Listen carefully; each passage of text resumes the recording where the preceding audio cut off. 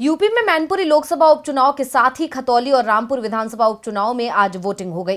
Voting के दौरान लखनऊ से लेकर दिल्ली तक शिकायतों का दौर चलता रहा। सपा ने प्रशासन की निष्पक्षता पर सवाल उठाए तो बीजेपी ने मैनपुरी में सपा पर वोटरों को धमकाने के आरोप लगाए हैं। तो कहां कितना हुआ मतदान, देखिए ये रिपोर्ट।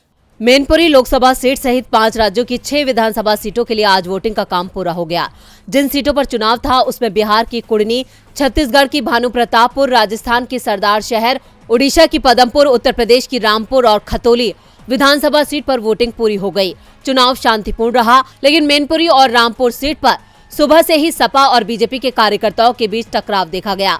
सपा ने प्रशासन पर धांधली का आरोप लगाया है और चुनाव आयोग से इसकी शिकायत भी की है। अखिलेश यादव ने आरोप लगाया कि प्रशासन बीजेपी को जिताने में लगा हुआ है। रामपुर में सपा वोटरों के क्षेत्र में अघोषित कर्फ्यू लगा दिया गया है, लोगों को वोट नहीं डालने दिया गया।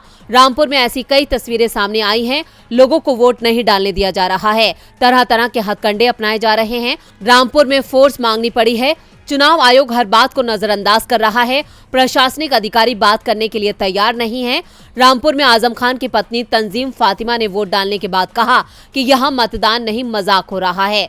सबसे कम वोट भी रामपुर विधानसभा सीट पर पड़े हैं। अंतिम समाचार मिलने पर सिर्फ 32% के करीब ही वोटिंग हुई थी, जबकि खतौली सीट पर 56% वोटिंग हुई।